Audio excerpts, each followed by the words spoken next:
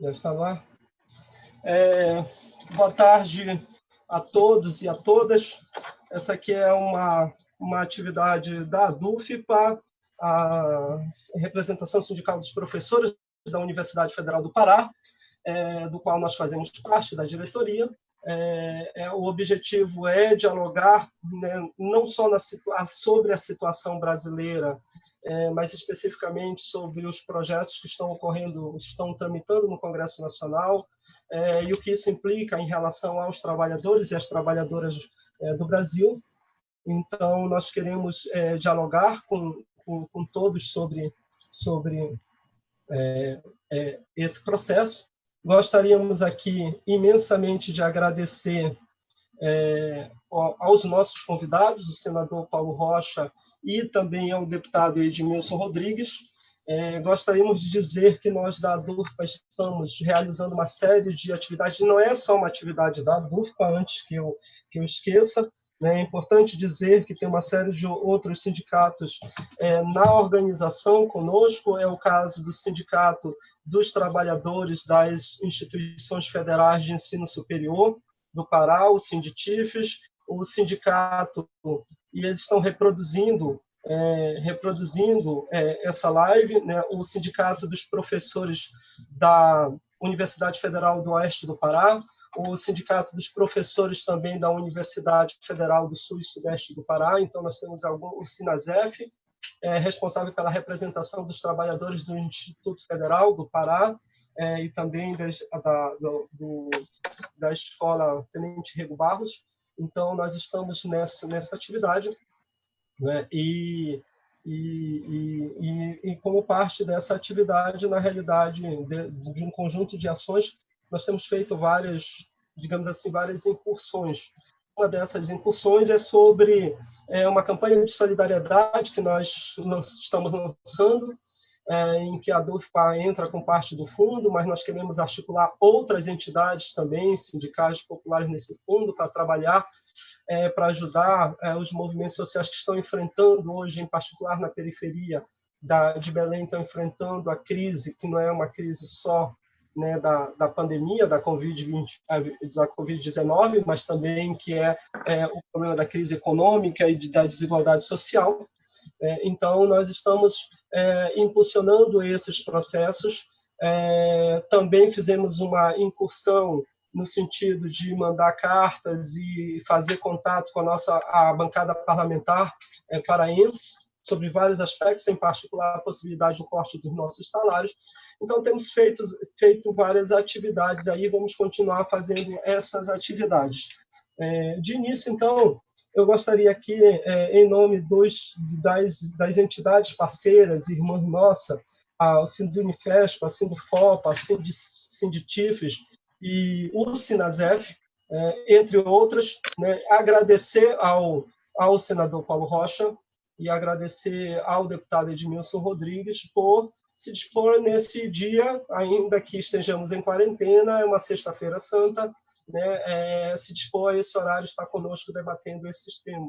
Então, eu gostaria de, inicialmente, abrir, né, a gente vai fazer no sentido de um debate aqui, uma conversa entre nós, abrir um pouco, não só para vocês fazerem uma saudação inicial, mas, ao mesmo tempo que fizer essa saudação inicial, colocar um pouco mesmo que rapidamente aí, como é que está vendo esse cenário nacional, né, de crise e de um governo que busca de todas as formas atacar os direitos dos trabalhadores e das trabalhadoras brasileiras. Okay? Quem gostaria de começar? Edmilson, começa. Bacana. Poxa, primeiro, agradecer às instituições aí que estão organizando o debate, pelo convite. É sempre assim, uma honra, um privilégio merecer a lembrança dos movimentos sindicais e movimentos sociais em geral. Agradecer aí o companheirismo permanente do companheiro Paulo Rocha, quem eu conheço há décadas e com quem tenho travado bons combates desde a fundação da CUT, a militância por 25 anos dentro do PT, e hoje, a despeito de estarmos em partidos diferentes, É muito bom quando eu faço palestras aí para entidades em vários municípios fora do estado, poder dizer que o Pará tem uma bancada de senadores e nas votações, aqui ou ali podemos até ter diferenças, mas a regra geral é que o Paulo Rocha está sempre junto com os movimentos sociais, né? É claro que o parlamento às vezes traz situações que são assim delicadas para decidir, né? Mas e as bancadas têm que refletir muito e para, digamos, agirem de forma unificada, mas assim é muito bom saber que tem uma representação popular, ainda que minoritária. Veja que no debate da Previdência foram 4 deputados dos 17, ou seja, 13 possivelmente participaram das negociações para receber aqueles milhõezinhos do recurso público e recebendo pagamento para votar contra o povo, contra o direito à aposentadoria. Então, ter esse privilégio de debater com Paulo Rocha e debater com os trabalhadores do Serviço Público Federal em particular, e particularmente os que constroem a universidade pública, os institutos federais e que produzem ciência e tecnologia, é uma honra muito grande. Então, vamos lá. Ok. Senador?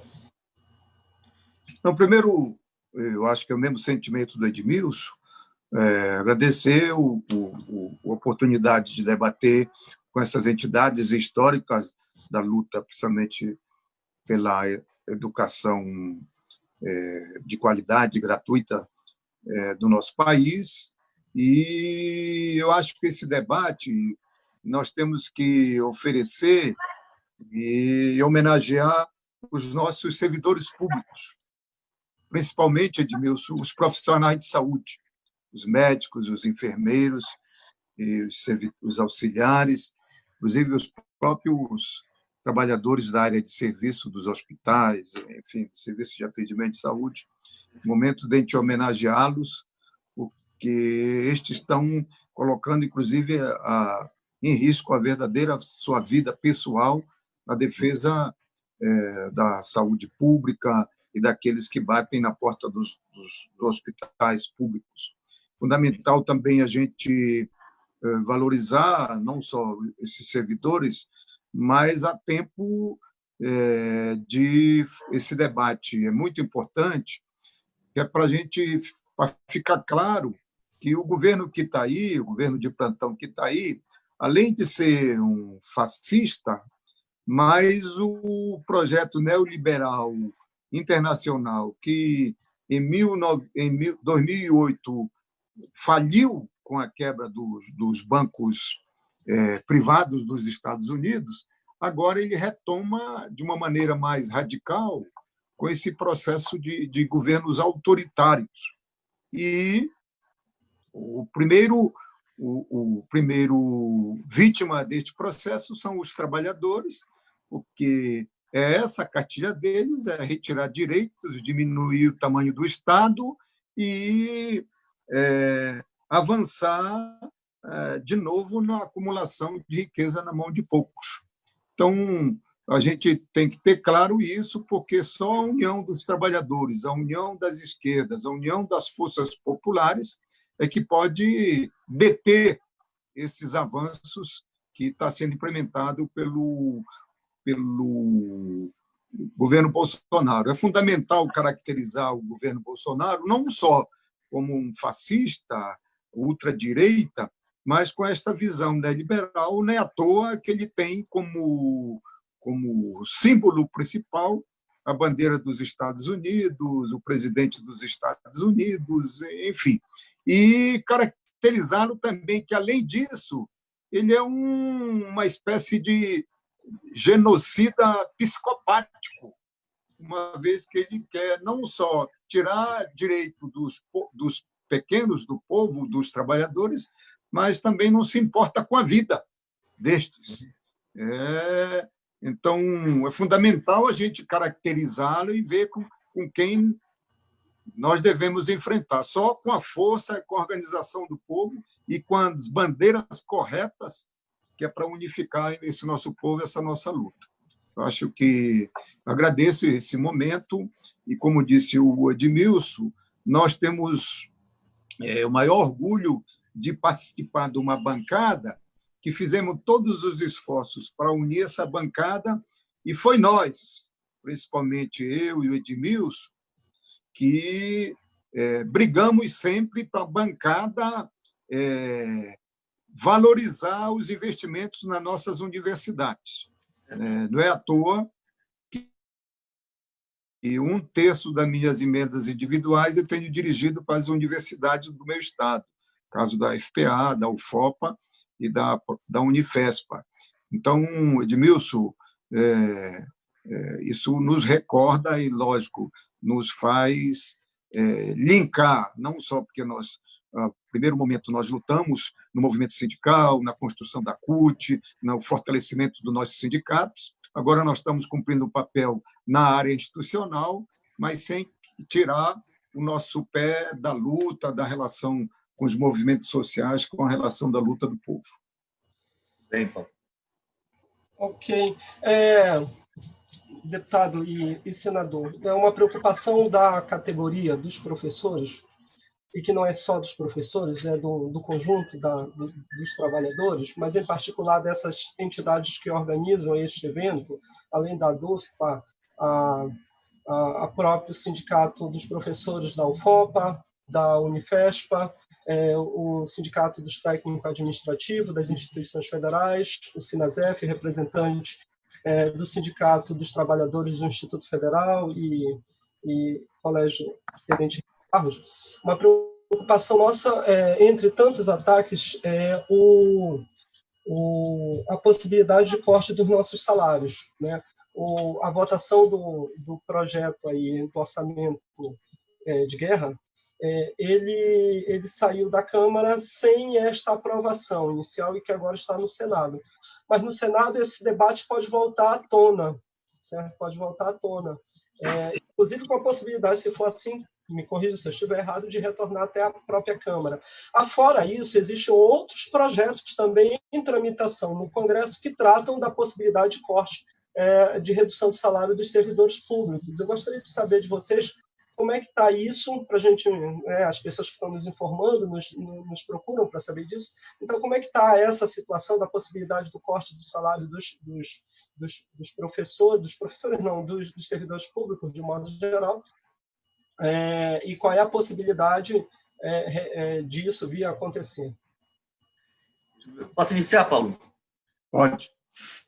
Deixa eu dizer, Gilberto e companheiros e companheiras, vivendo um momento de crise profunda, crise sanitária, e as consequências na estrutura econômica são inevitáveis, a crise social se aprofunda, um país desigual como o nosso certamente sairá do curto espaço aí mais desigual, né, com o aumento da miséria, da fome, e tudo isso, no entanto, gerou uma contradição, eu diria até paradoxal, que exatamente nesse momento, quando nós lá na Câmara, o Paulo e outros senadores no Senado, e o Congresso Nacional todo, e a sociedade toda, vivia a preocupação, particularmente nós da oposição, o momento, professor Gilberto Marques, em que iniciariam votações de projetos que são muito caros ao Estado brasileiro, a defesa da soberania nacional, a defesa dos serviços públicos e com qualidade, o direito do povo a ter serviço público, porque muitas vezes há uma criminalização do serviço público e o povo fala e repete coisas que são divulgadas e defendidas pelos meios de comunicação de massa, a serviço aí do neoliberalismo e das grandes empresas, né? Então, é importante que a gente diga, é possível ter saúde pública, educação pública, assistência social, é possível ter asfaltamento de estrada, de avenidas, construção de praças, enfim, qualquer ação do Estado sem servidores públicos, sem investimentos públicos, sem políticas públicas, não é possível.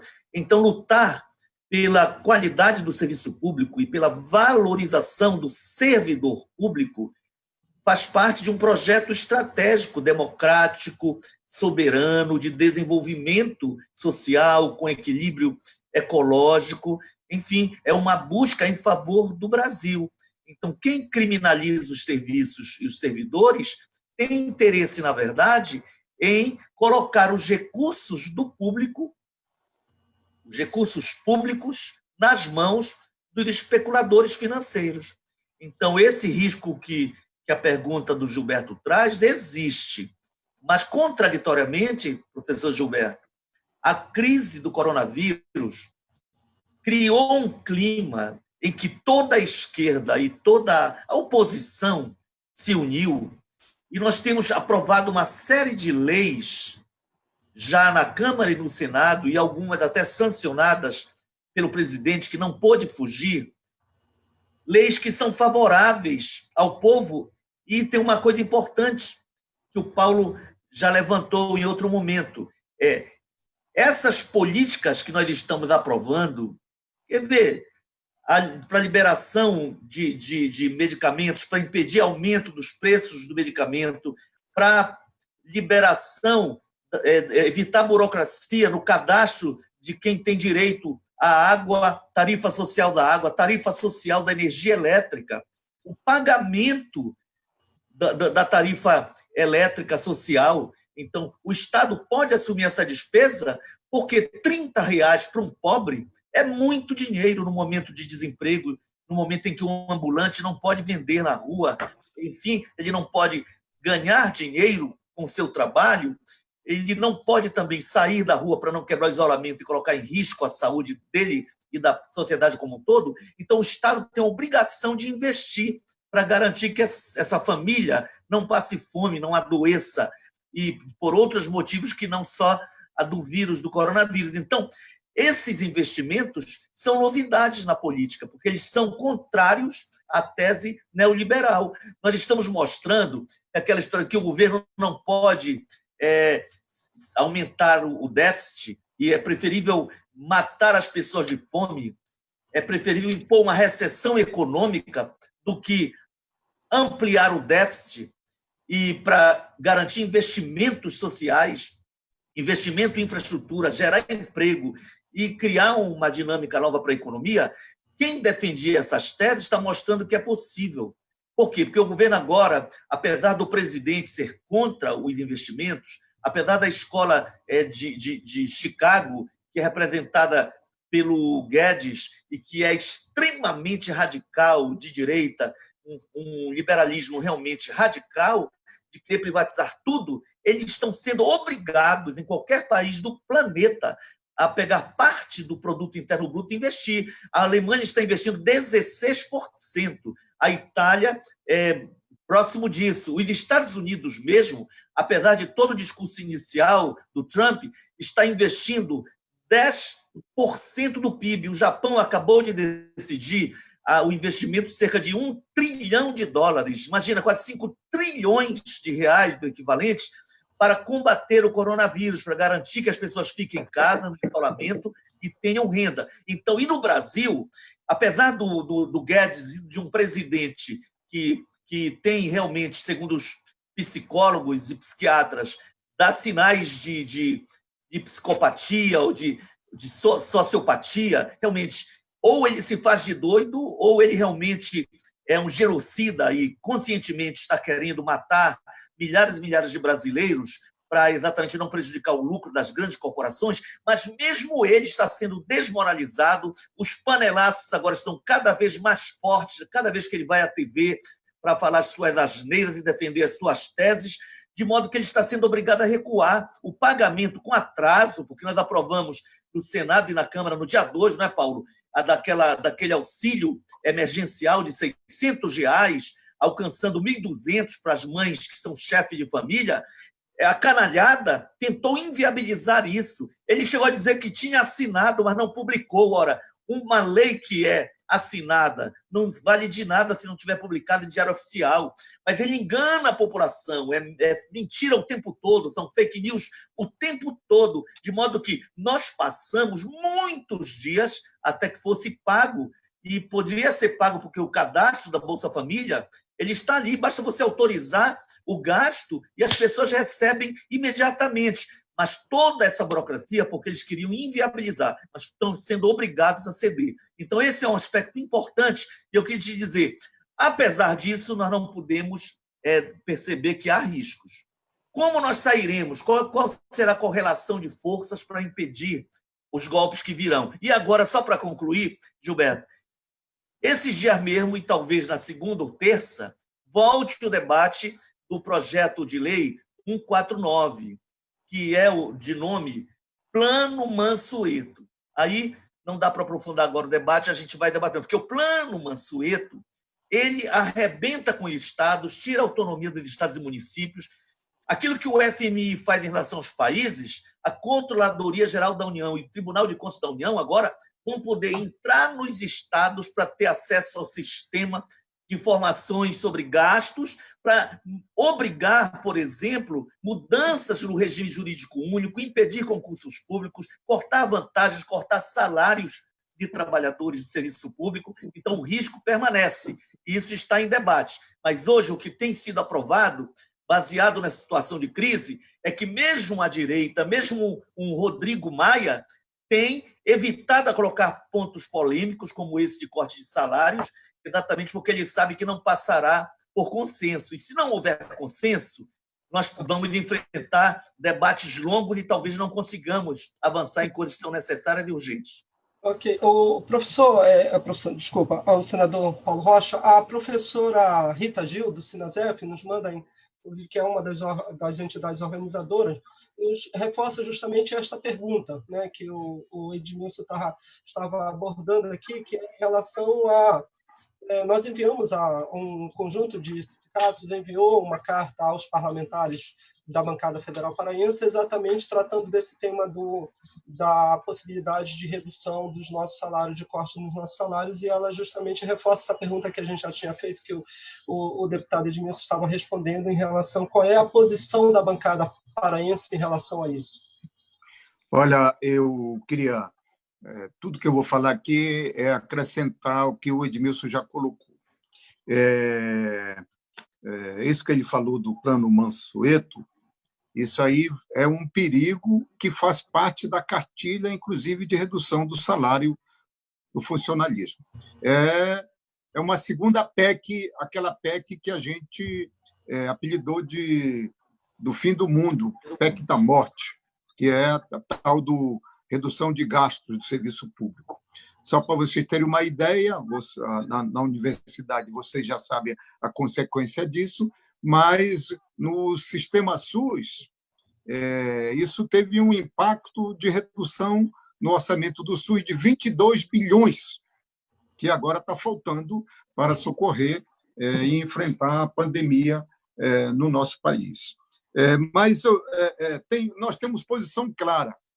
Nós, o PT, o PSOL, o pessoal da esquerda, tem posição clara em relação a essa questão do neoliberalismo e essa função, essa questão do Estado mínimo e da retirada de direitos, que é o que o Bolsonaro vem fazendo. E o perigo disso, isso que eu queria chamar a atenção das nossas organizações da luta social, é que eles estão fazendo isso via medidas provisórias, o que é já uma iniciativa do Executivo que já começa a valer como lei.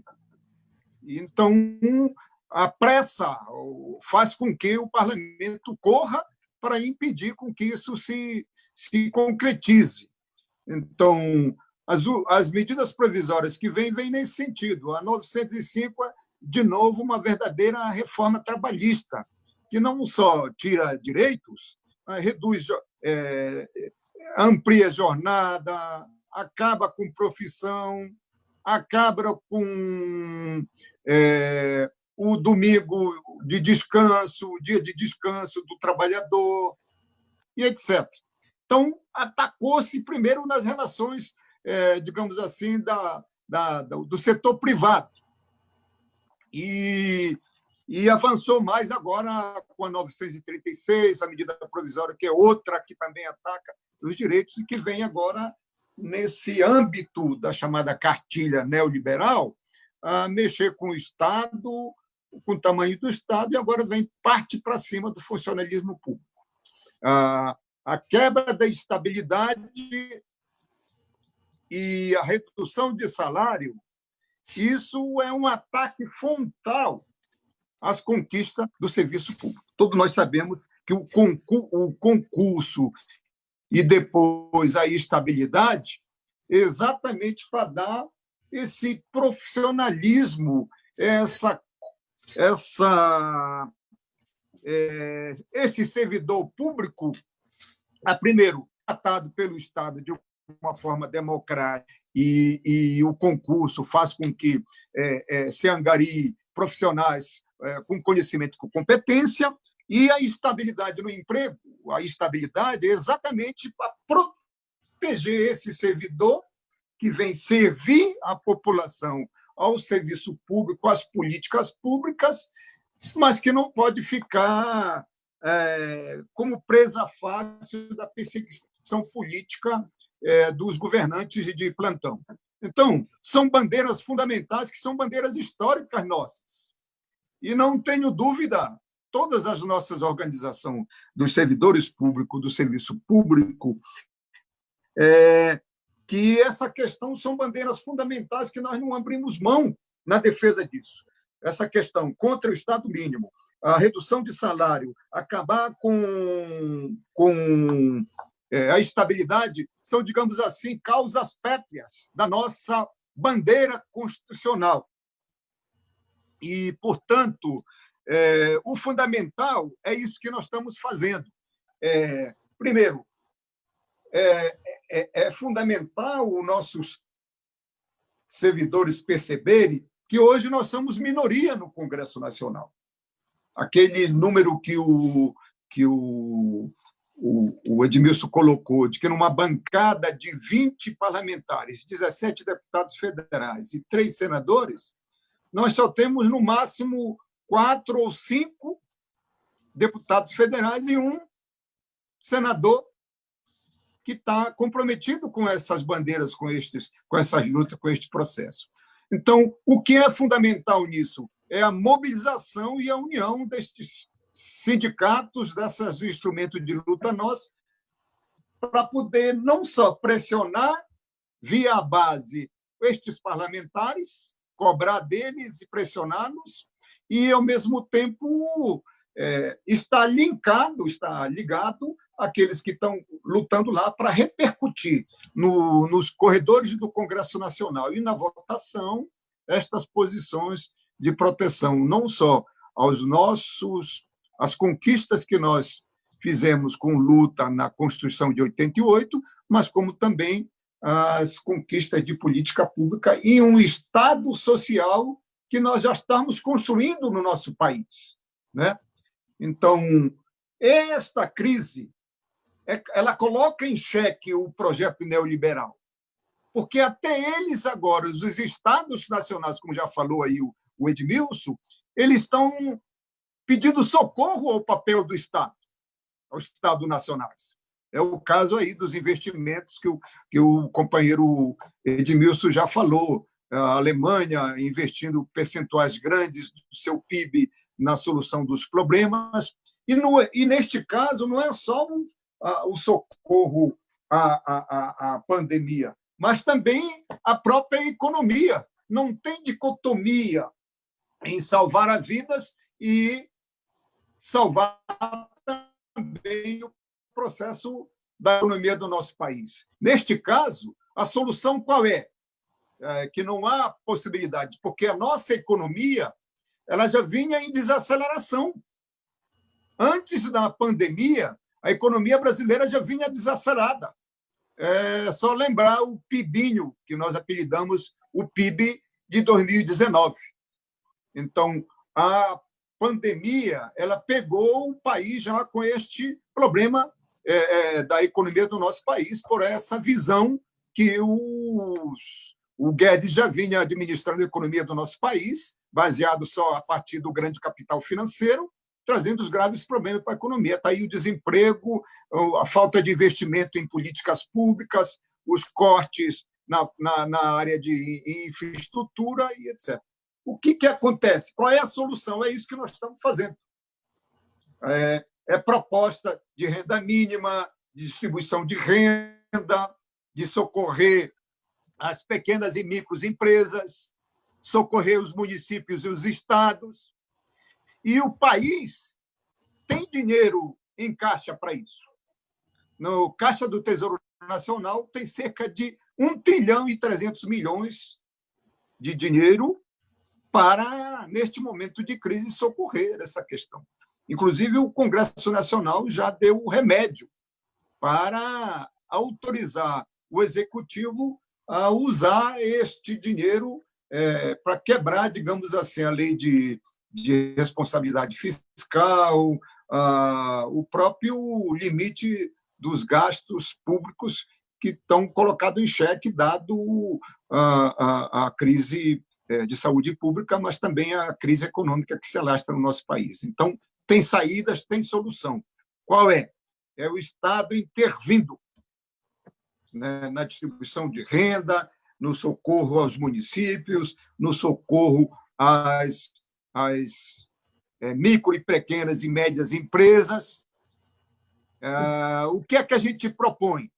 É que as micros e pequenas e médias empresas não desempreguem e o governo, o Estado, complete esse dinheiro pagando os salários dos funcionários. Para isso, tem políticas, propostas nossas, de todos os nossos partidos de esquerda, tem proposta nossa.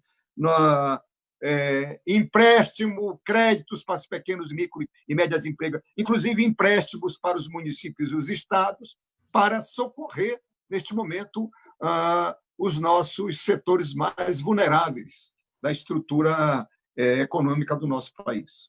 Senador e deputado, nós, os trabalhadores brasileiros, já há algum tempo vêm pagando um preço muito alto pelas crises econômicas.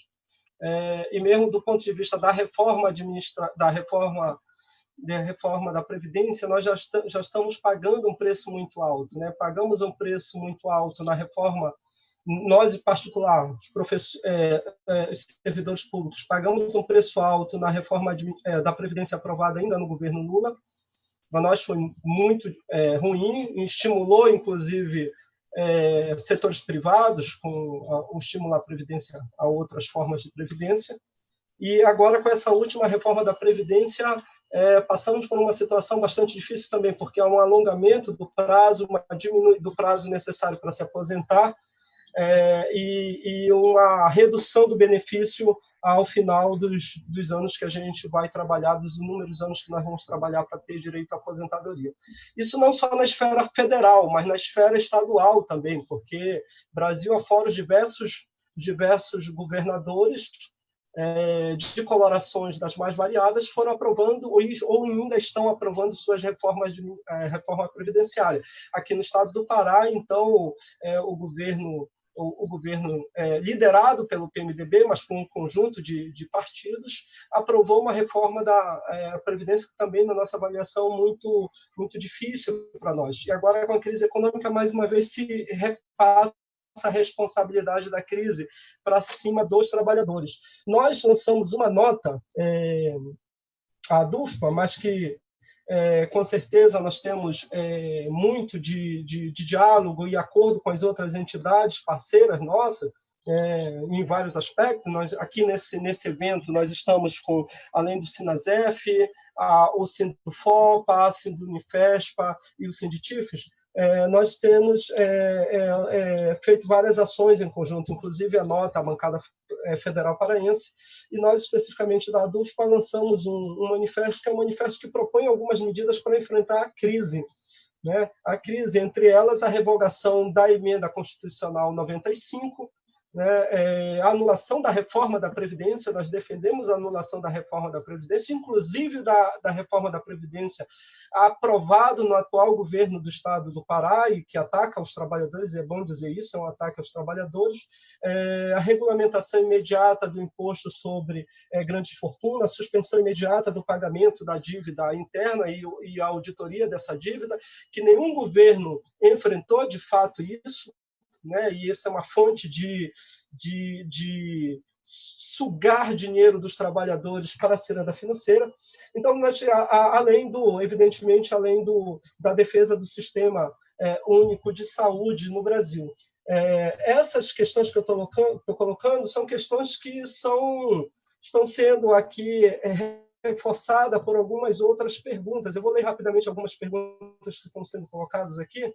Gostaria só de dizer que, infelizmente, aqui eu estou com uma limitação no acesso aqui ao Facebook, está meio que travando no outro computador, mas tem algumas perguntas que eu anotei ainda aqui, que é a pergunta do Carlos Bartolomeu, que eu acho que já foi, em certa forma, abordado, que ele pergunta se não seria, faz a pergunta para os dois, mas se não seria possível apresentar uma proposta no Senado e Câmara com uma espécie de criação de um crédito cidadão para ajudar a economia popular na zona rural e urbana.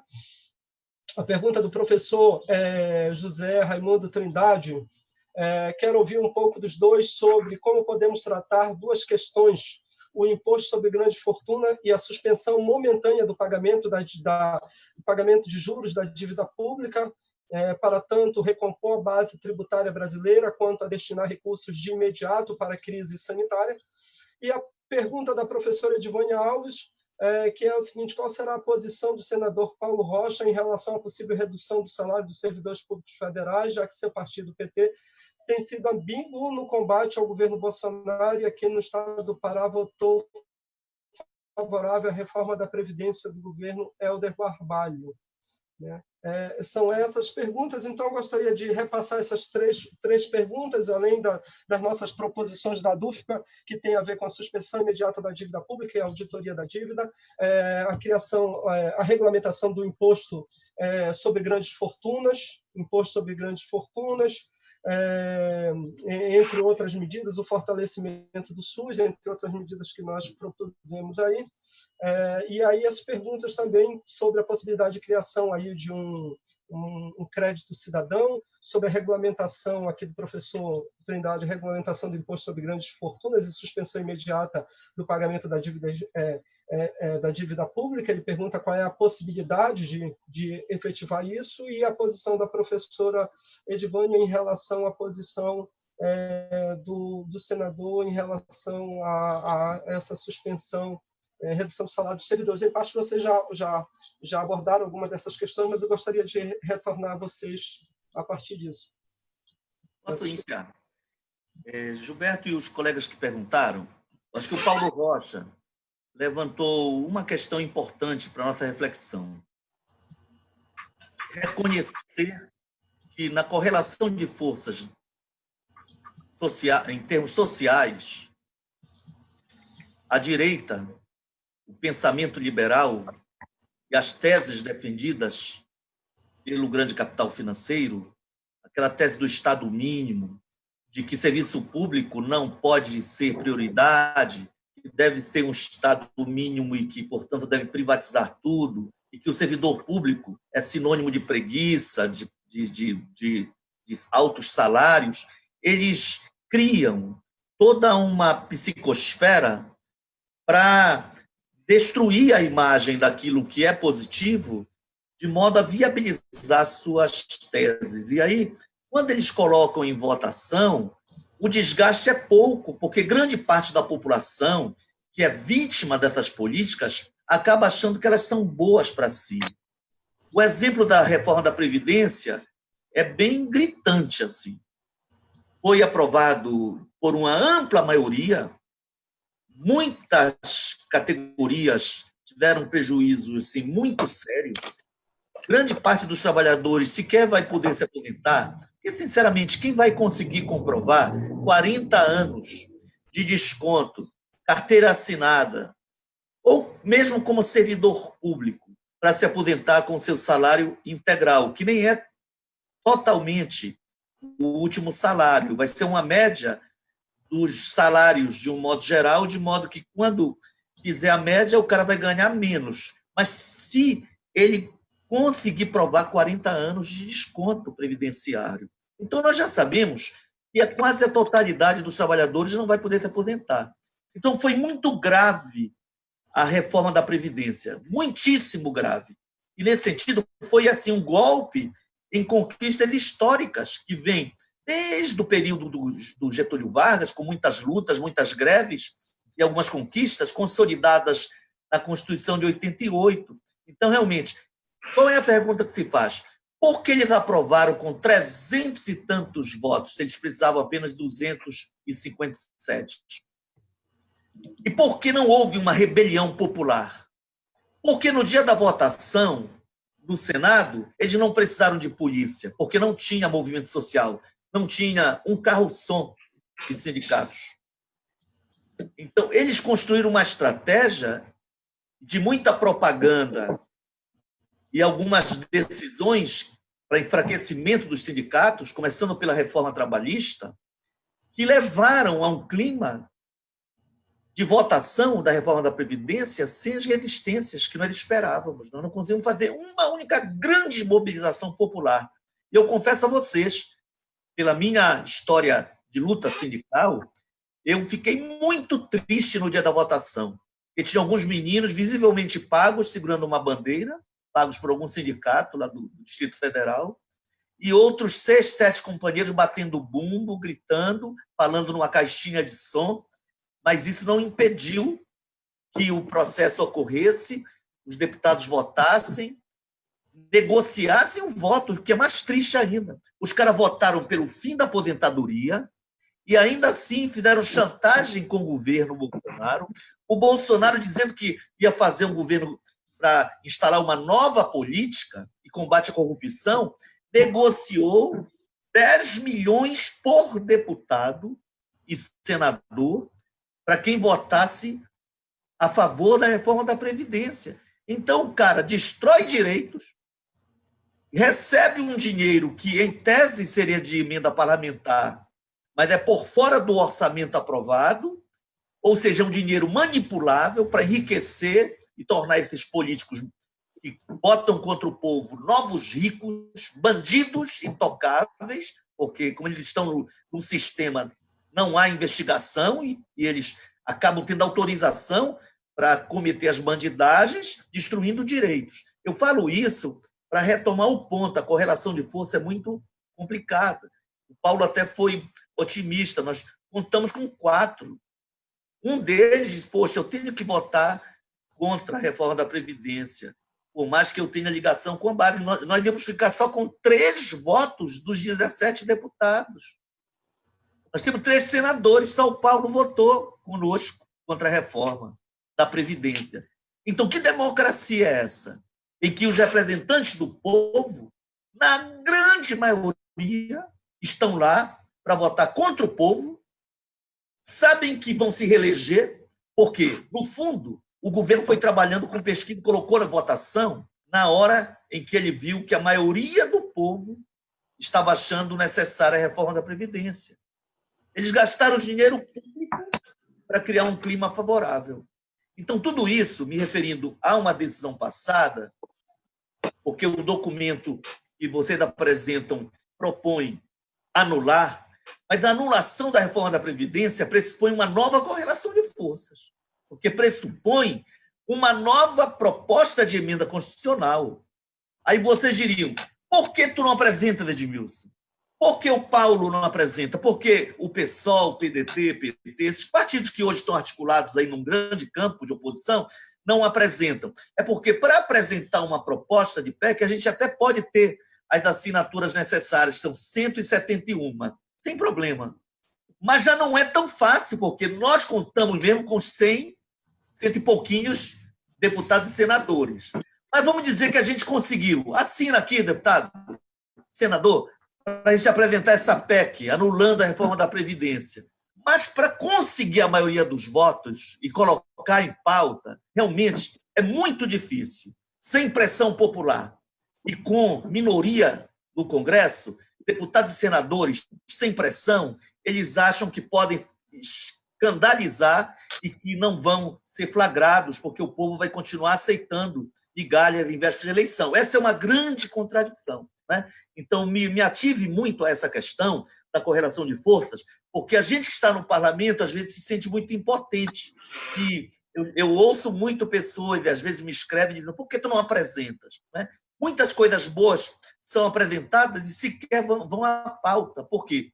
Porque nós temos um presidente do DEM no Senado, um presidente do DEM na Câmara, que são liberais assumidos. Né?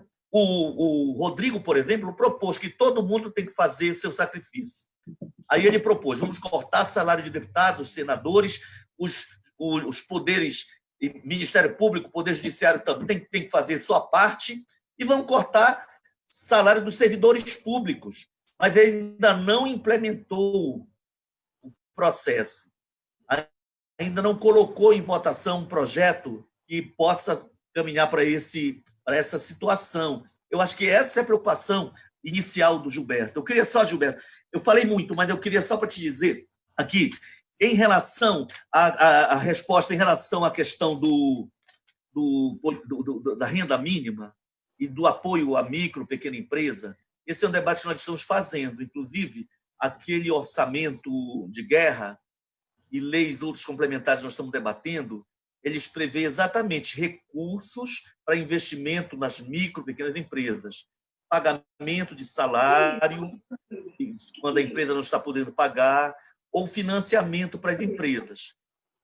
Os estados, está baixo, os estados, alguns estão fazendo. Aqui, a despeito, digamos, da diferença que se possa ter com o Helder, ele tomou a iniciativa. Então, o Banpará tem hoje financiamento para as MEI, que é os microempresas individuais, pessoas que, às vezes, é um arquiteto, é um contador que monta a sua empresa, ele é um PJ, é como se fosse uma empresa, mas é só ele praticamente, não tem nem empregado. Então, tem até 15 mil de financiamento, outras microempresas têm até 50 mil, o Banpará já começou a liberar. Então, tem algumas coisas sendo feitas, só que os estados, nesse caso específico, não podem e nem têm um poder de endividamento que a União tem. Então, quando se fala aqui em dívida pública, a União tem o poder de aumentar o déficit público, como os Estados Unidos faz, como o Japão faz, para retomar investimentos e criar um clima de desenvolvimento. Né? Mas agora nós estamos obrigando eles a fazer. Então, em relação aos juros da dívida, já está comprometido. O governo não terá como cumprir o déficit de 126 bilhões. Esse déficit este ano, para você ter uma ideia, já vai para pelo menos 400, talvez a 600 bilhões. Significa dizer que aqueles recursos previstos para pagamento dos serviços da dívida, dos juros da dívida, já não serão pagos. Por quê? Porque a crise obrigou, mesmo o governo radical de direita como o do Bolsonaro, ele está sendo obrigado a investir nas áreas sociais. Não é que ele queira, mas está sendo obrigado. Porque a lei Mansueto, se vocês me permitem, só para concluir, eu vou pegar os 5 pontos que ela prevê assim. Além de outros. Mas veja só, a privatização de empresas estatais. Na Câmara, isso vai para o Senado ainda, né, Paulo? Nós conseguimos negociar para retirar isso. Ao invés de aprovar o planão Mansueto, fez-se um novo projeto no relatório, retirando essas questões mais polêmicas. Isso pode voltar. No Pará seria privatizar o Banpará, a Cosampa, por exemplo. Outro tema. No máximo, incentivos fiscais até 10%. Algumas áreas, como aqui foi feita a pergunta sobre micro e pequena empresa, tem que ter incentivo fiscal. O produtor rural, o pequeno produtor urbano, as micro e pequenas empresas precisam de apoio. O feijão pode ser mais barato do que o carro, por exemplo, o que é uma necessidade alimentícia, é sinônimo de vida. A água, a energia para o pobre, para quem consome pouco. Então, quando eles põem linearmente a redução do incentivo fiscal, eles acabam prejudicando as políticas sociais de incentivo fiscal, porque eles não querem tocar, por exemplo, na Lei Candir. Gilberto é doutor e estuda essa questão. O que é a Lei Candir? Se o seu Raimundo, lá no Bengui, ou lá em Muaná, o taberneiro, vende R$1.000, ele é obrigado a depositar na Cefa R$170 de ICMS. E quem comprou aqueles R$1.000, o pescador de Muaná, pagou esses R$170. Então, quando ele paga 1.000 de compra, ele deixou o imposto. É obrigatório, ou ele não leva o feijão e o arroz. Enquanto isso, as madeireiras e a Vale, por exemplo, mandam minério sem pagar um único centavo. Isso é um crime. A Lei Candir é criminosa. Eu coloquei esse debate. E nós temos que anular a Lei Candir. Esse é um desafio, por exemplo.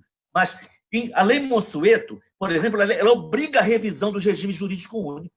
Ou seja, servidores públicos da União, dos estados e dos municípios terão os seus regimes revisados, as vantagens, gratificações e até o próprio vencimento básico poderão ser alterados. Os gastos com pessoal, por exemplo. E tem mais uma coisa arriscada, eu concluo com isso. Hoje, não conta para a Lei Candir os contratos terceirizados. Vamos supor assim, me permito concluir com esse exemplo. Se a universidade contrata limpeza do campus do Guamá, esses servidores são pagos através da empresa que recebe a grana. Hoje, o Plano Mansueto obrigaria as despesas dos terceirizados a entrarem na lei de responsabilidade fiscal. Ou seja, se hoje o recurso para pagar salário, para manter os serviços públicos já é insuficiente, se eles incluírem o pagamento dos terceirizados, e mais, querem incluir também o pagamento dos inativos, ou seja, o professor aposentado ele tem que receber de onde? Do fundo previdenciário, para o qual ele contribuiu por 30 e tantos anos de trabalho. Então, é a lei da Seguridade Social, é o sistema de Seguridade Social, e o sistema previdenciário tem que bancar os aposentados. O que o Plano Mansueto, que está em debate e pode ser votado segunda ou terça-feira, antes de ir para o Senado. A Câmara está debatendo já, durante 3 dias já debatemos.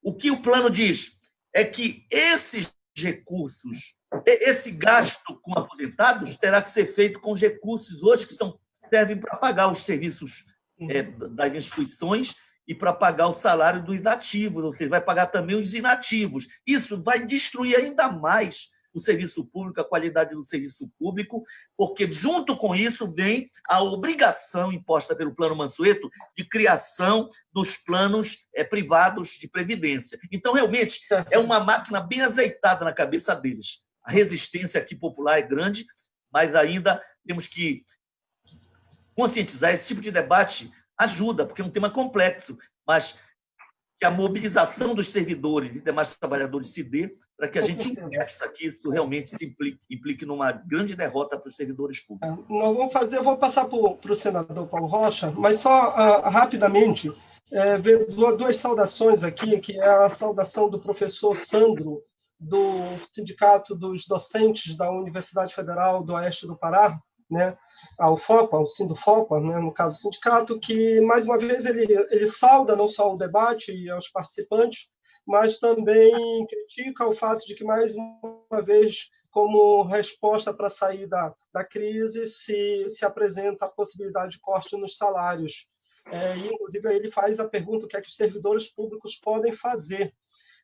O William Mota, que é do Sindicato dos Técnicos Administrativos das Instituições Federais de Ensino Superior do Estado do Pará, ele afirma que, além de fazer uma saudação a todos aqui que estão participando, que para os sinditifes, né, o contexto da atual crise sanitária, econômica, política, exige dos movimentos sociais da esquerda muita unidade para enfrentar os ataques contra os ataques desse governo, que é o pior governo inimigo dos trabalhadores, que aposta não só em criticar e combater o próprio isolamento social, e por conta disso leva à morte dos trabalhadores, como apresenta políticas de salvar banqueiros e os grandes empresários. E aí o William pergunta sobre se existe algum projeto em tramitação para a taxação sobre as grandes fortunas. E aí, ao passar para o senador, né, a partir daquelas perguntas anteriores, já que essas foram duas saudações, algumas questões, gostaria de dizer que nós da ADUFPA, né, assim como a da Central Sindical, da qual nós fazemos parte, a CST com Lutas, nós apostamos no processo de organização e de correlação de força. Inclusive, apostávamos que esse mês que passou, o mês de março, para o início agora do mês de abril, nós iríamos impulsionar grandes processos de mobilização de rua, porque nós achamos que nós não devemos ficar apostando tão somente como parte dos movimentos ou dos setores, até dos partidos fazem, que é apostar na estratégia parlamentar. Para nós, a estratégia da mobilização direta dos trabalhadores é fundamental para construir um governo de fato comprometido com os interesses da classe trabalhadora, que a gente não cometa os erros que cometeu no passado, e que, de fato, avance para a construção desse governo que está colocado. Por isso, para nós, assim como para uma série de outras organizações, está colocado a palavra de ordem de fora Bolsonaro. Para nós, esse governo não tem mais possibilidade, não existe mais possibilidade do ponto de vista até humanitário de manter esse governo aí. É um governo que ele destrói patrimônio público, ele procura destruir o que há de construção científica nesse país, o patrimônio nacional, entre outros aspectos, e a própria vida das pessoas. Hoje, mais uma vez, saiu apertando as mãos das pessoas, inclusive depois de estar coçando o nariz e coisa parecida. Então, para nós, está na ordem do dia essa palavra de ordem, de fato, para construir uma saída para esse país. Né? Eu vou retornar ao senador Paulo Rocha, né? Daqui a pouco a gente está batendo aí o nosso limite da live, nós não vamos nos estender muito mais por conta até do tempo de cada um e dos outros compromissos que os dois parlamentares têm. Senador. Não sei se já ficou claro na minha intervenção da nossa posição aqui clara. Somente nós, eu lá no Congresso Nacional, no Senado Federal, e os três companheiros lá na Câmara Federal, que são os dois deputados do PT e o Edmilson do PSOL, na bancada que tem posição clara nisso, dos 20 parlamentares, 3 senadores e 17 deputados federais. Então, sempre foi a nossa luta contra o Estado mínimo, redução de quadros, que faz parte da ideia do Estado mínimo, acabar com a estabilidade do servidor público e, muito menos, a redução de salários. Então, está claro, e a nossa postura e a nossa posição tem sido sempre essa ao longo da nossa história. Né? E a questão da Previdência foi um outro passo fundamental que eles deram sobre a conquista de um Estado social que nós estávamos construindo. Primeiro foi a reforma trabalhista do Temer e aquela redução dos gastos através da PEC, que nós apelidamos a PEC da morte, e o PEC do fim do mundo.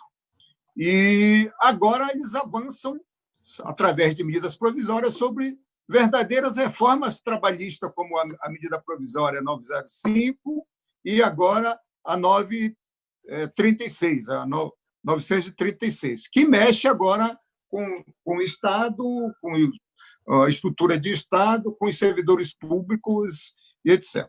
Então, não tenho dúvida disso, da nossa disputa e da nossa resistência aqui. Agora, tem que ficar claro que nós estamos num processo de correlação de força inferior para enfrentar esses embates aqui.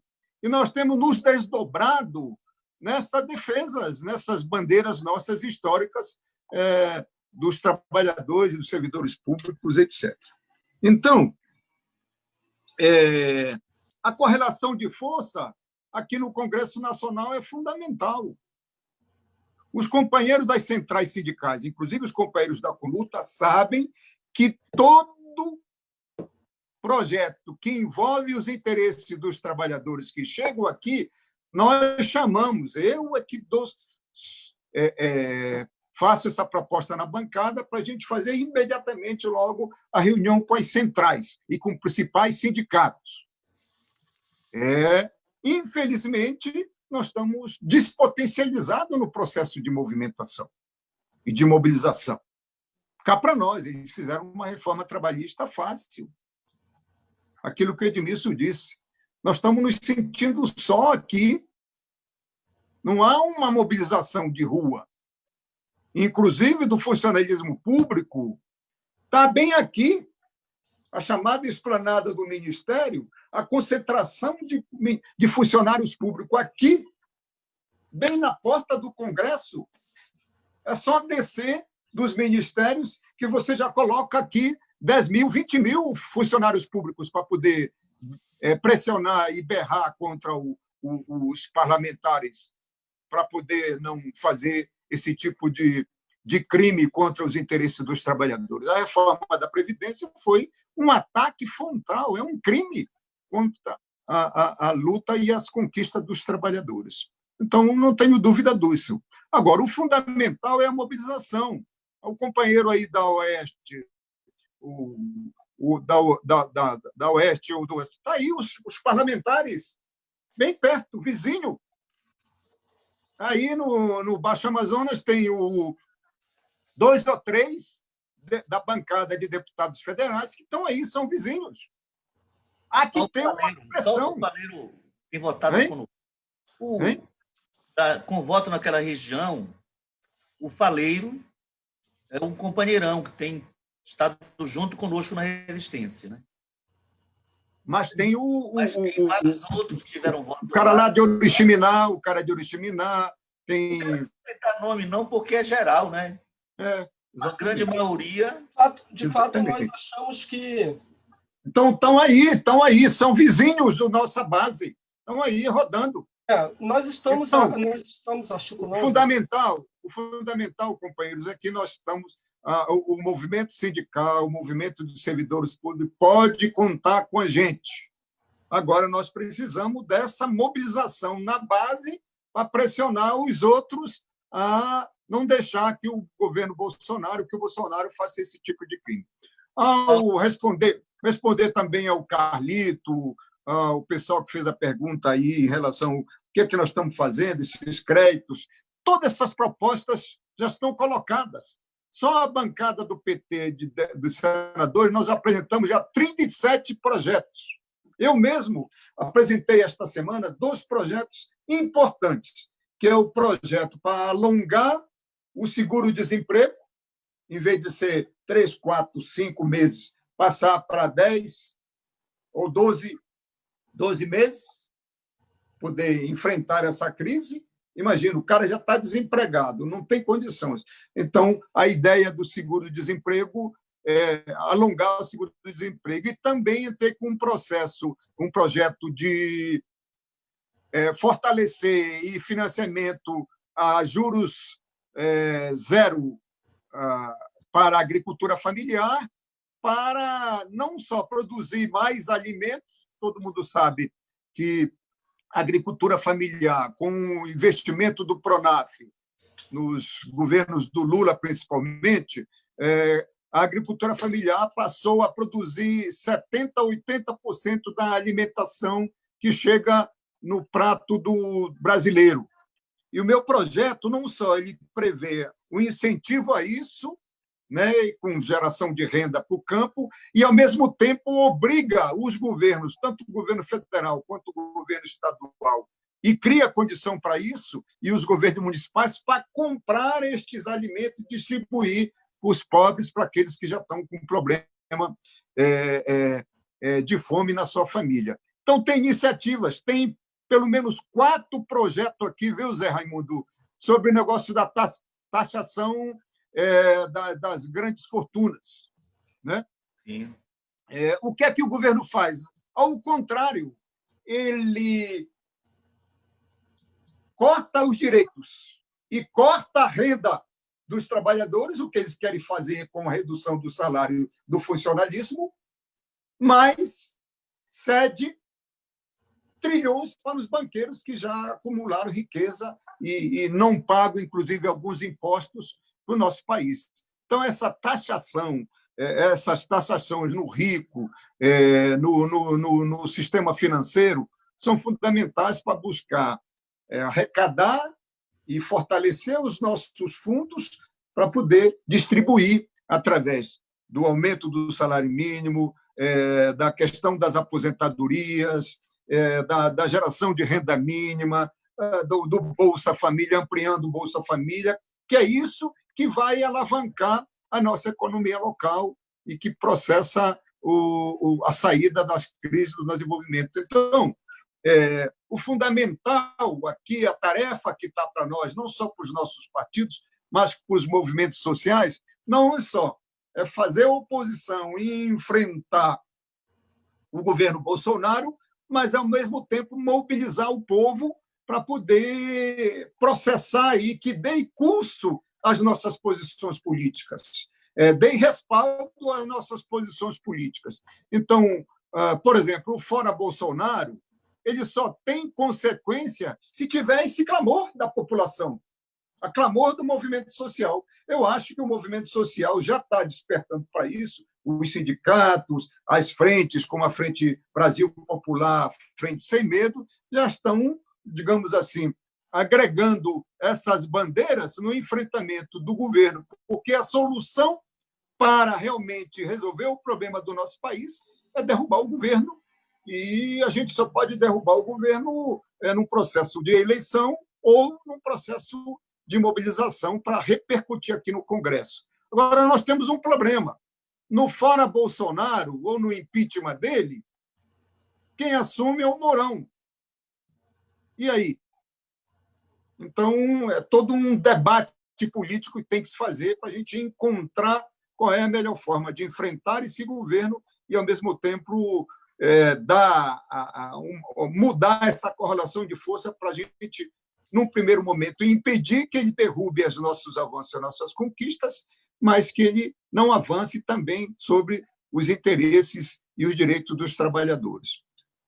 Eu acho que assim, a gente está chegando aí em torno de 1 hora, então a gente já está... Faltou eu falar uma coisa para responder isso. Espero que isso não vire luta política, mas eu acho que o PT do Pará, os deputados estaduais, erraram em votar na Previdência proposta pelo governo do Estado.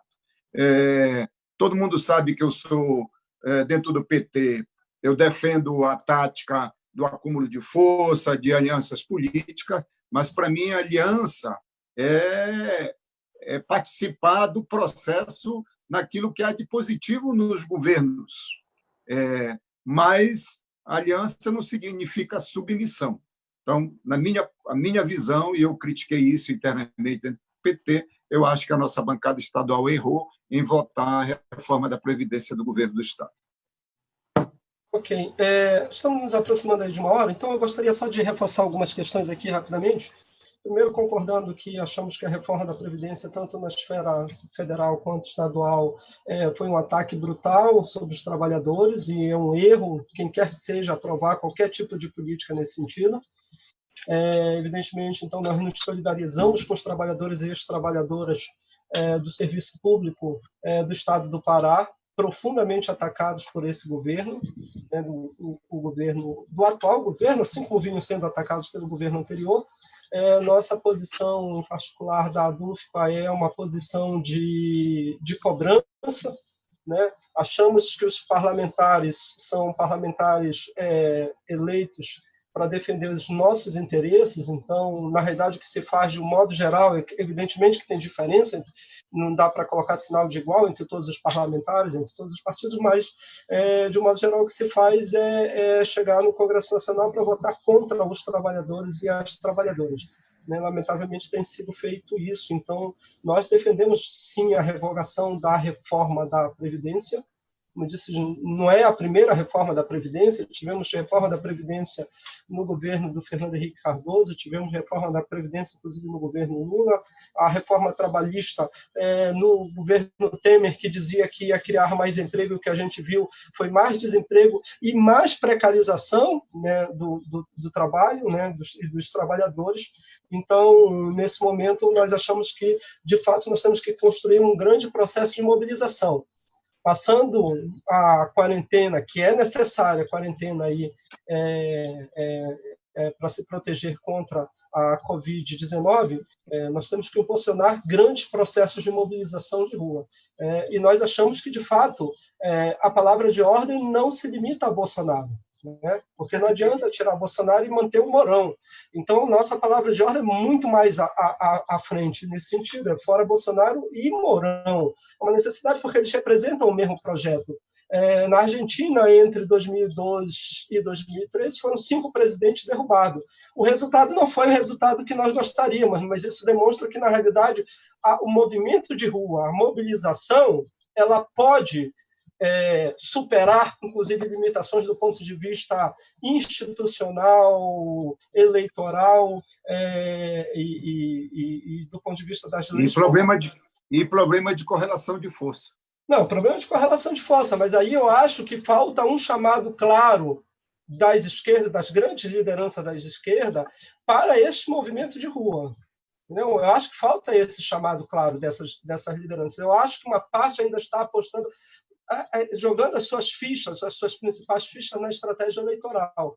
A estratégia eleitoral, ela pode, diante desse governo que está colocado, jogar as nossas fichas somente nessa estratégia eleitoral. Não estou negando os debates eleitorais de forma nenhuma, mas jogar as nossas fichas, concentrar nossas fichas no calendário eleitoral, pode significar para a gente uma tragédia, não só no curto prazo, mas principalmente no médio prazo, com um governo que se recomponha e que aprofunde muito mais esses ataques aos trabalhadores e às trabalhadoras do Brasil, né, que é esse governo que está colocado aí, lamentavelmente, o governo que faz referência e reverencia torturadores, assassinos e bandidos de um modo geral.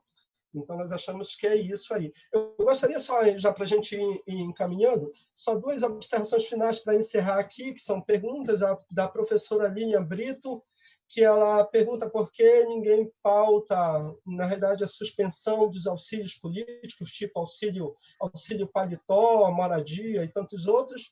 E o professor Leonardo Zenha, que é professor da Universidade Federal do Pará, mas do campus de Altamira, pergunta como é que está a avaliação sobre a possibilidade, de fato, de saída do Bolsonaro. Existe alguma possibilidade real disso daí? De certa forma, vocês já abordaram. Então, eu gostaria de repassar a vocês já essas 2 questões, já em ritmo de encerramento, de agradecimento nosso a vocês. Quem gostaria? Eu posso começar, né, Paulo? Novamente? Assim dizer, Gilberto... Não, então deixa eu começar e depois tu termina e conclui, parabenizando. Olha, eu queria... Primeiro, tem muita coisa ainda... que esse negócio de auxílio paletó, não sei o que mais, etc. Não existe auxílio paletó. Entendeu? Não existe. O auxílio moradia, eu acho que é perfeitamente cabível, isso não é privilégio. Eu que moro aí para o Pará, pelo interior, para ir para lá. Chego aqui, eu tenho que ter um mínimo. Qualquer empregado de trabalhadores, de empresas e tal, quando ele se desloca e vai, ele tem esses auxílios. Então, acho que alguns privilégios têm que ser cortados, como nós já cortamos. Foi a chegada da esquerda no parlamento que nós cortamos um bocado de projeto, inclusive a aposentadoria que o parlamentar tinha direito a 8 anos, foi nós que cortamos. Foi nós que cortamos. E outros privilégios. Eu acho que pode cortar carros, etc. Agora, tem uma coisa que eu queria colocar assim, com muita clareza, que foi o trabalhador, foi o operário, quando chegou no parlamento, que reivindicou salário. Na história do parlamento, não existia salário, porque era só os ricos que chegavam no parlamento. Imagina aqui se não tiver apoio, nós não tivermos apoio aqui, Edmilson, de passagem para a gente ir e voltar, para poder continuar trabalhando no final de semana aí no Estado. Aí, no Senado Federal, chega aqui o Tasso Gereissati. Ele vem para cá no jatinho dele. Ou outro senador, um lá da Bahia, também vem no avião dele. Outro que vinha aqui do Tocantins vem no avião dele. Imagina se não tiver esse apoio. Então, inviabiliza os trabalhadores de serem representados pela sua liderança ou colocar parlamentares aqui. E foi a chegada destes parlamentares que nós construímos e transformamos um monte de coisas em leis, em conquista. Então, é fundamental que, vamos dizer, foi na Constituinte de 88 que nós colocamos um bocado de coisa na Constituição, graças à presença da esquerda na Constituição, lógico que foi também com a grande mobilização, principalmente promovida pela CUT, pela CONTAG, pelo Movimento Sem Terra, que nós colocamos um bocado na Constituição. Mas depois, a nossa chegada... Eu mesmo, desculpa eu pegar um exemplo pessoal, mas, por exemplo, eu aprovei projetos fundamentais trazidos da minha experiência da luta social. Por exemplo, o projeto de combate ao trabalho escravo é de minha autoria.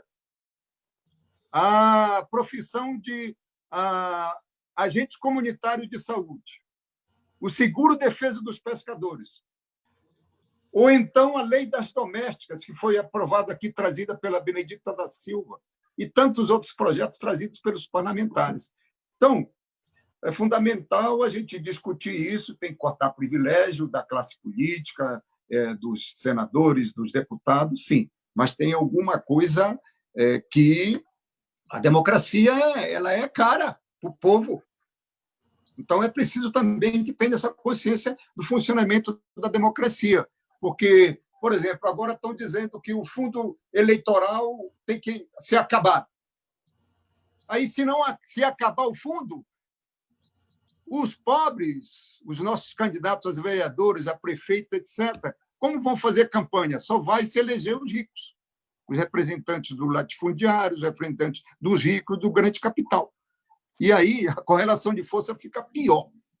Então, eu queria dizer que eu tenho o maior orgulho na minha história de ser um dos construtores do movimento sindical no Pará, da CUT, depois virei deputado federal e senador da República, mas não traí a classe trabalhadora. E o que eu faço no meu dia a dia, na minha vida, é a dedicação aos interesses da classe trabalhadora aqui no Parlamento Brasileiro.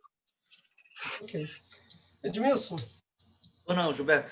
Primeiro, assim, tem alguns temas, e o Paulo se ateve a debater, que eu creio que as entidades que estão organizando esse debate precisam realmente abrir novos espaços para refletir sobre essa questão, que está muito ligada a uma coisa preocupante, que é a criminalização da política. Então, você tem situações em que a população é levada a teogeriza pela política e coloca todo mundo no mesmo saco. Isso é perigoso para a democracia, porque nem todo mundo é igual. Nós contamos, felizmente, com 100 e tantos deputados e alguns senadores. Somos minoria, mas nós temos aqui algumas dezenas de pessoas de partidos, em geral de esquerda, mas até em outros partidos conservadores, você tem ali exemplos isolados de pessoas que não têm envolvimento com nenhum ato de corrupção e que têm votado a favor do povo, mesmo estando em partidos que não são tradicionalmente de esquerda. Quem está lá dentro percebe isso, né? Então, a criminalização da política tem feito com que, como todo mundo é como se fosse farinha do mesmo saco, quem ganha com isso? A extrema-direita, que chega, faz, entre aspas, favores com dinheiro roubado do público, compra votos, ou os muito Os ricos que ganham. Quer ver uma coisa? Ontem, o Partido Novo, no debate exatamente sobre a isenção das tarifas, ontem nós aprovamos que a facilitação para o acesso do pobre ao cadastro que dá benefício à tarifa social de energia elétrica. Você tem uma ideia? 10 milhões teriam direito, aí o governo só cadastra 300 mil. Por quê? Porque uma burocracia impede que aquele camarada desempregado possa ter o benefício de ter uma tarifa mais baixa por estar desempregado. Então, o que nós debatemos ontem e aprovamos foi tirar alguns desses imbróglios para facilitar, neste momento de crise, que o pobre, desempregado, o trabalhador de baixa renda, ele tenha direito à tarifa social de energia. Ora, eu estou citando esse debate, aí teve um outro debate.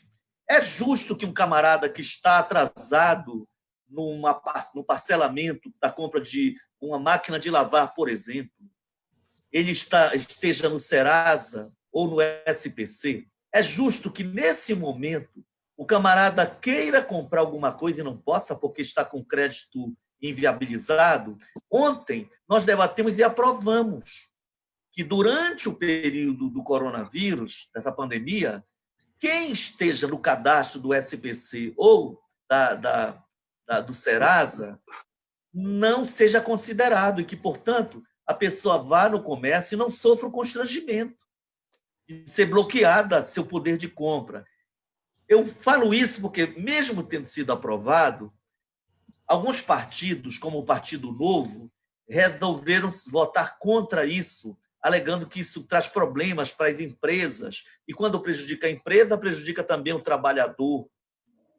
Eu fui um combatente contra esse discurso.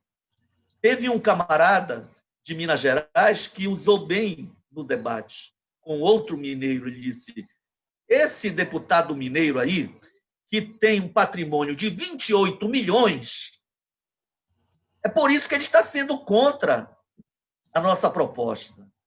Porque ele não vai estar no Serasa, aliás, porque rico faz dívidas para ficar mais rico, enquanto o pobre nem sequer consegue se endividar. Então, dito isso, é importante debater esse tema da criminalização da política. Eu, às vezes, constrangido, eu recebo uma mensagem assim: vamos, pessoal, assinar esse manifesto contra o 14º, 15º salário de deputado. Mas eu não ganho 14º, 15º. Mas eu estou recebendo isso nas minhas redes sociais. Por quê? Porque há desinformação. E, às vezes, essa campanha, por mim recebida, vem de um colega que é professor universitário, que devia, em tese, ser bem informado, porque ele tem acesso à internet, ele pode ler jornais, ele pode entrar, nesse momento, no sistema e pesquisar se há realmente lei, se é esse direito. Ele pode entrar no sistema do Congresso Nacional, da Câmara, e ele vai saber todas as informações do que é pago para um parlamentar, dos gastos que são feitos. Qualquer cidadão hoje, com base na lei da transparência, tem acesso a todas as informações.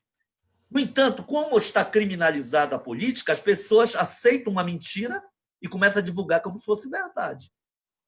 Então, tem coisas que podem mudar, tem coisas que são fruto desse clima criado que não é bom para a democracia. Então, daí o debate com muita transparência tem que ser feito mesmo. O salário é alto? Quanto é o salário bom? Por exemplo, para um professor doutor, um estágio de pós-doutorado, que tem 20 anos de carreira, quanto deve ganhar? É justo iniciar com 9 mil e pouco? É correto pagar 15 mil quando o cara já está quase no fim de carreira? Ganhar quanto, portanto? E para um camarada, por exemplo, como eu, sou um professor universitário, com 40 anos de carreira, e sou deputado, como é que fica essa relação? Eu acho que tem que debater isso. A professora fez a pergunta, ela provoca isso. Eu acho que a gente tem que fazer um debate profundo realmente. Porque num país que paga um salário mínimo de 1.000 e pouquinhos reais, menos de 1.100, 1.046 reais, realmente você tem salário como o Moro, recebendo 80 mil reais, e disse: não, eu recebo essas vantagens porque não tem há tantos anos aumento no judiciário. desembargador acumulando e recebendo R$300 mil de férias em vários poderes judiciários estaduais, como no nível federal, verdadeiros absurdos, né?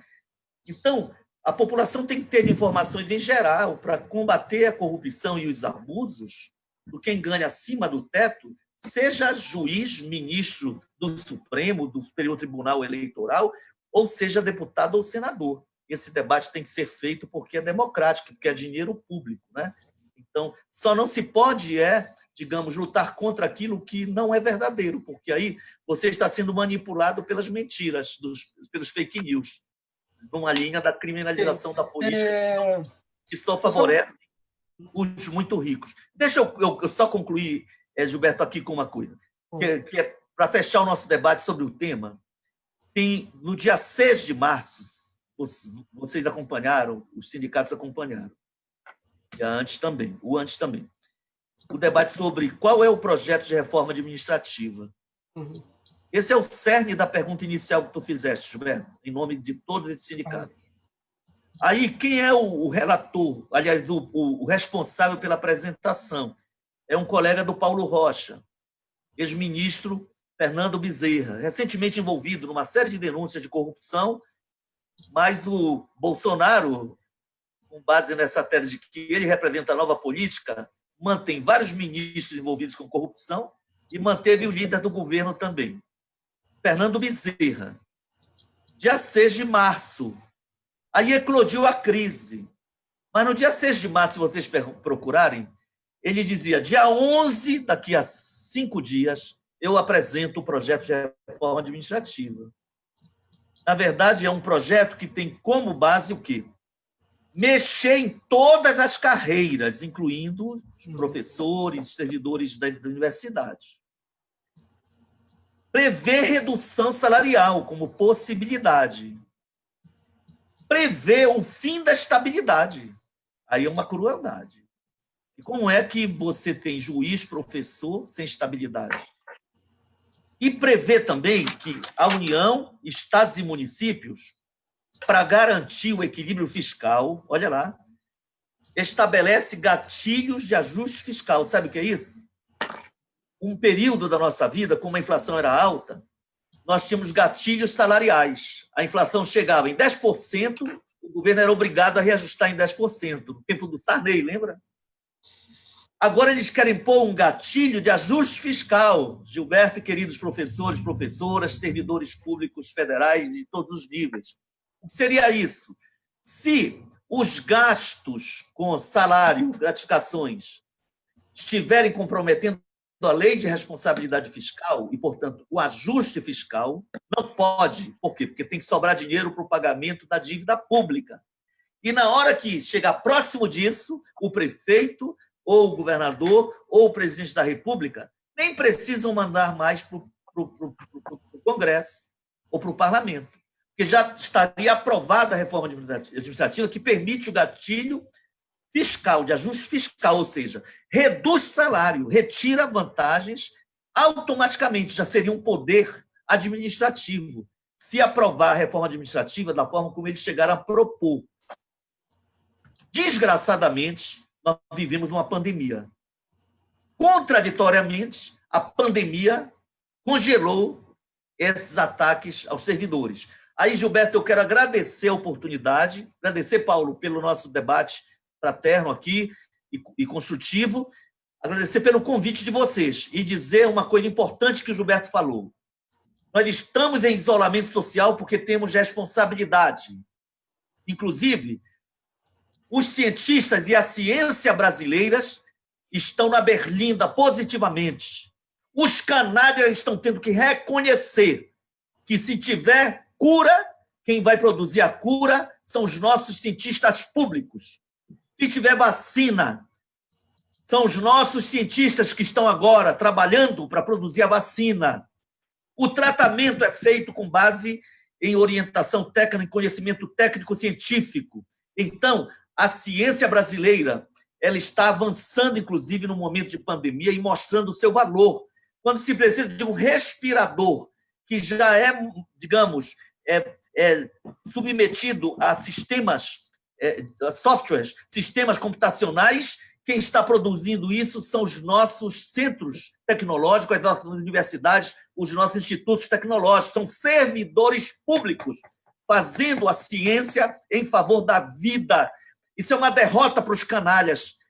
É uma derrota a esse pensamento, essa ideologia neoliberal. Mas vai terminar a pandemia e nós estamos torcendo para sair do isolamento. Quando nós sairmos do isolamento, eles voltam com essas propostas de reforma administrativa, a reforma do Pacto Federativo, que também destrói com a autonomia e impõe limites de gastos, e a PEC emergencial que eles chegaram a lançar, reduzindo gastos públicos com forte ajuste fiscal. Então, nós temos que estar preparados para nos mobilizar, parar este país e derrotar o governo. Porque, infelizmente, a mobilização foi fraca até agora e o Superior Tribunal Eleitoral está engavetando aquelas denúncias contra a chapa, pelos fake news, pela corrupção eleitoral.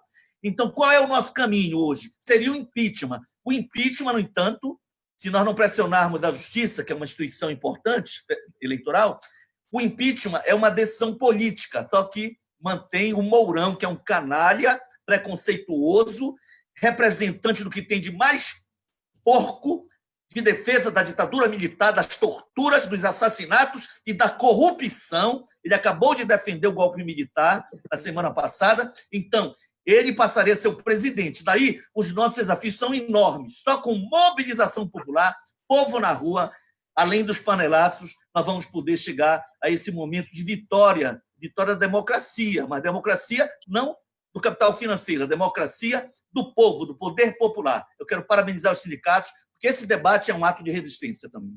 Obrigado. Obrigado. Eu vou passar para o senador Paulo Rocha aí fazer suas considerações também, e eu gostaria de, mais uma vez, reforçar o agradecimento a vocês por se disporem se dispuserem aí a dialogar conosco nesse momento. Mas gostaria de reforçar algumas coisas que eu coloquei lá no início, enquanto nós ainda estávamos iniciando o debate, é muito mais informe para quem está assistindo. O fato de que nós temos um conjunto de propostas que nós apresentamos na DUFPA, que passa, entre outras coisas, pelo fortalecimento do SUS, pela suspensão do pagamento da dívida pública, que é uma dívida com banqueiros, com especuladores, já de longo tempo, que a gente nunca enfrentou, de fato, isso. Nenhum dos governos que passaram enfrentaram a fundo isso, e esse governo, na realidade, reforça isso tudo. Então, temos uma série de propostas, a taxação sobre grandes fortunas, né, porque nós achamos que o sindicato não tem que defender só salário da sua categoria, tem que defender muito mais, uma proposta, de fato, de transformação social que envolve um conjunto de outras questões aí, e que nós, diante dessa situação da crise econômica e sanitária que nós estamos vivendo, né? Nós estamos impulsionando o Fundo de Solidariedade da DUFPA, queremos juntar várias outras entidades para formar esse Fundo de Solidariedade, para apoiar setores apoiar os movimentos sociais e outros setores que estão trabalhando no combate à fome, a falta de remédio, entre outros aspectos que estão colocados aí nesse momento. Então, nós estamos apostando, nós vamos divulgar isso para a categoria, inclusive pedindo colaborações de todos que queiram participar disso. E reforçar um elemento importante aqui, né? Vou passar para o senador para fazer suas considerações finais, e, ao mesmo tempo, reforço o agradecimento a vocês e aos sindicatos parceiros que estiveram conosco aqui, o Sindufopa, a Sindunifesp, a Sinasef e o Sinditifes, e dizer o seguinte, que eu acho que eu vou me referir só a alguns dados bem sintéticos do que é a Universidade Federal do Pará, mas isso a gente pode dizer que é, né, o Instituto Federal, que é a UFOPA, que é a Unifespa, que eu acho que a gente pode estender nesses dados, mas vou dar o dado da Universidade Federal do Pará. A Universidade Federal do Pará, pelos números sintetizados aí de 2018, de 2019 ia sair agora essa sistematização, né, de 2018, só a Universidade Federal do Pará titulou 1.638 mestres e doutores. Mestres e doutores. 1.638 mestres e doutores. Não é pouca coisa, são algo em torno de 37 mil alunos de graduação. Ao todo, mais de 55 mil alunos, em torno de 56 mil alunos entre graduação, ensino técnico, tecnológico, e educação básica e pós-graduação. Ao todo, juntando com professores, técnico-administrativo, são algo próximo, superior a 61 mil pessoas diretamente, fora as outras pessoas terceirizadas, outros setores que trabalham. A Universidade de 2018, a UFPA, estava com 1.486 projetos de pesquisa em andamento. Né? Se eu não estou enganado, em 2018 também foram mais de 6 mil artigos científicos publicados em revistas qualificadas, que são revistas que têm classificação nas grandes instituições, em particular na CAPES, mas que têm classificação aí, classificada e registrada nos grandes institutos de pesquisa, nas agências. Então, não é pouca coisa que nós estamos falando. O Hospital Barros Barreto, né, conjuntamente com o Hospital Betina Ferro, nesse ano de 2018, ele fez 117.500 consultas. 117.500 consultas. Né? 4.460 cirurgias. Isso aí é a universidade pública. Diferente do que fala o ministro da Educação, aqui nós produzimos ciência. Aqui nós disseminamos ciência. Né? E é importante dizer, mais uma vez, que é com a ciência que nós vamos superar a crise do coronavírus e queremos superar, inclusive, a crise econômica do Brasil, e com a ciência queremos mover a população trabalhadora para construir um outro país, um outro Brasil, não mais sustentado no que historicamente nos sustentou, que é a exploração e a produção do lucro para sustentar apenas um pequeno punhado da nossa população. Então, são com esses dados da universidade pública que nós gostaríamos de agradecer a vocês a participação nesse debate de hoje, né? Professor, senador Paulo Rocha e eu. Me permite um complemento. A presença de mais de 80% de alunos vindo das escolas públicas, que é uma vitória da escola pública fundamental e básica, e, ao mesmo tempo, a grande maioria constituída de negros, pardos e indígenas, o que é uma vitória da resistência indígena e popular nesses mais de 500 anos de famílias com 2 salários mínimos de renda per capita. Perfeito. Obrigado mais uma vez, Edmilson. Obrigado. Senador? Professor, essa listagem que você fez agora, repetiu agora de novo, é um verdadeiro programa de governo. Isso justifica fundamentalmente o seguinte: isso aí só pode ser implementado por um governo popular advindo das forças das organizações populares, dos trabalhadores e do povo. Por isso que a tarefa fundamental neste enfrentamento é a derrubada do governo que está aí, para a gente poder colocar um outro governo que tenha como bandeiras principais esta listagem de assuntos e de reivindicações e de propostas que os sindicatos, que os movimentos populares, movimentos sindicais estão colocando para o nosso país. O que nós temos feito é repercutir isso no Congresso Nacional através de iniciativas ou de resistir àquilo que o governo está propondo para derrubar essas conquistas, esses valores. Então, para mim, fundamental é o seguinte: nós temos que fazer 3 coisas, tudo em termos de unidade. É unidade política entre os partidos de esquerda, que eu acho que a gente avançou nesses últimos tempos bem para poder construir essa unidade política, e estamos avançando e estamos propondo coletivamente essas vitórias aqui no período. Esse caso da renda mínima foi uma grande vitória da oposição, que agora o governo tenta transformar como se fosse uma política dele. Então, a gente tem que chamar a atenção dos desavisados, porque isso foi uma conquista e uma proposta da oposição unida em torno destas bandeiras e buscar saídas para a crise.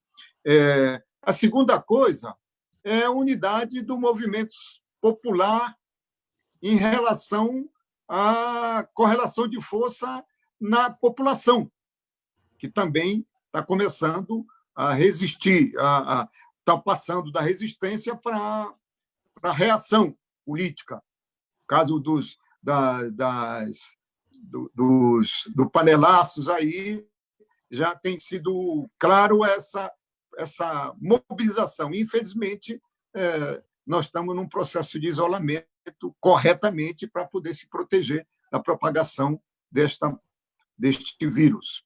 E a terceira coisa é a chamada unidade popular, de um modo geral, que é essa união dos partidos políticos de esquerda, os partidos populares, com os movimentos sociais para reagir a esse estado de coisa que está no nosso país. Então, bandeiras e propostas nós temos e falta, digamos assim, mudar essa correlação de força e processar, num primeiro momento, como nós temos feito, a resistência, e agora nós estamos avançando para a reação.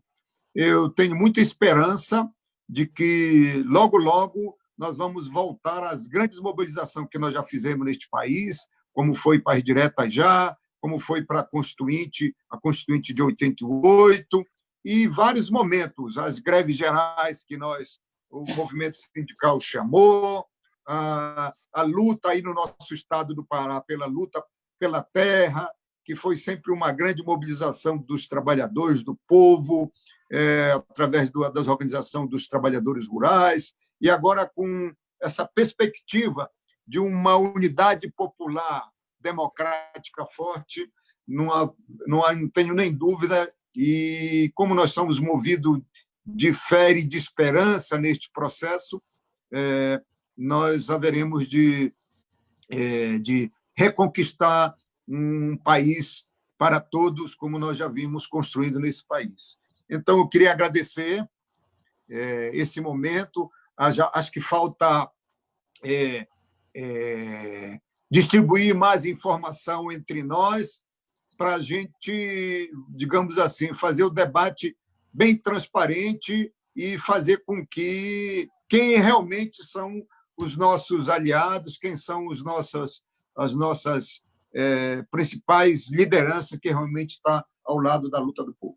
Queria agradecer, e nós temos que fazer mais ainda esse debate. Quem sabe um próximo mais voltado exclusivamente para a educação, as universidades, o papel da ciência, da tecnologia, e, enfim, o fortalecimento das nossas universidades, do nosso processo, porque realmente eu considero que um dos grandes retrocessos, além de tudo isso que nós estávamos discutindo, é realmente na educação e na ciência e tecnologia, na pesquisa, que nós estamos tendo neste governo do Bolsonaro também, este grande retrocesso. Imagina ter um ministro deste, como está isso, não é ministro, ele é antiministro da educação. Então, companheiros e companheiras, muito obrigado, queria agradecer. E, neste momento, é fundamental essa solidariedade, companheiro. Solidariedade em conscientizar o nosso povo do processo de isolamento, que é uma forma de defesa individual, mas defesa coletiva. E essa solidariedade para os que estão em situação precária social e que tem que ter a solidariedade e a união de todos no processo de socorrer, não só na questão da saúde, mas também no combate à fome, à miséria que já se agraça no nosso país. ao encerrar aqui e agradecer, eu gostaria de informar que, entre tantas medidas de ataques aos trabalhadores e às trabalhadoras, em particular do serviço público, o governo Bolsonaro baixou agora, essa semana, final do mês, agora dia 25 de março, na verdade, uma instrução normativa número 28, que é uma instrução normativa que ela suspende o pagamento de insalubridade, periculosidade, várias outras garantias aos trabalhadores, aos servidores públicos, inclusive pedindo com que os trabalhadores não é portaria? Instrução normativa número 28. Portaria? Ela é uma instrução normativa. Instrução normativa número 28. Essa instrução normativa suspendeu o pagamento do que se paga, né, referente à insalubridade, periculosidade, auxílio transporte, impede, inclusive, os trabalhadores de remanejar seu pedido de férias para aqueles que tinham feito pedido de férias para esse período, e que nós estamos entrando essa semana, através da nossa assessoria jurídica, uma ação contra essa instrução normativa, inclusive por conta das férias, porque as férias, no nosso entendimento, elas têm que ser utilizadas para repor as energias e recuperar o trabalhador depois de um ano de trabalho. Nós não estamos de férias, nós estamos de quarentena, é diferente. É diferente. Ninguém vai tirar férias para ficar confinado, preso, como se estivesse preso em algum outro aspecto. Então, nós estamos essa semana entrando com uma ação contra essa instrução normativa. Gostaríamos aqui de mandar um abraço muito especial, ao encerrar isso aqui, ao professor Elson Cardoso, nosso companheiro de diretoria, que passou adoentado aí, que já está se recuperando, e dizer para o Elson que assim como ele, todos nós vamos sair mais fortes dessa crise que nós estamos passando, e que sair mais forte dessa crise que estamos passando é, de fato, derrubar esse governo, porque não existe outra possibilidade de construir um Brasil humanamente, né, solidário e justo, com um governo que nem o governo Bolsonaro. Que nesse momento, diferente do que fala o Bolsonaro, nós devemos, todos aqueles que podem, têm que ficar em casa para evitar os males maiores dessa pandemia.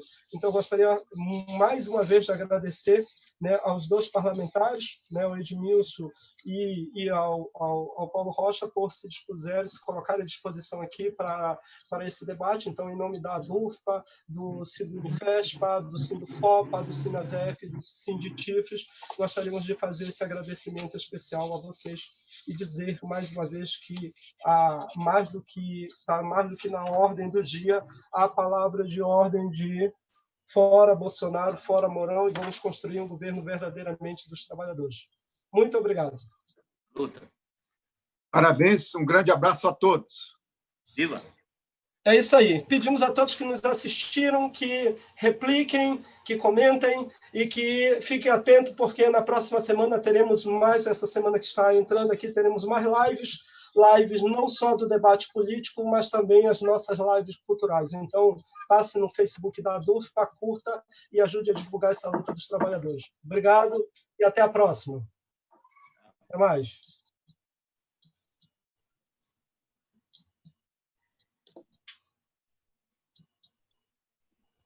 Rayana, encerrou? Paulo,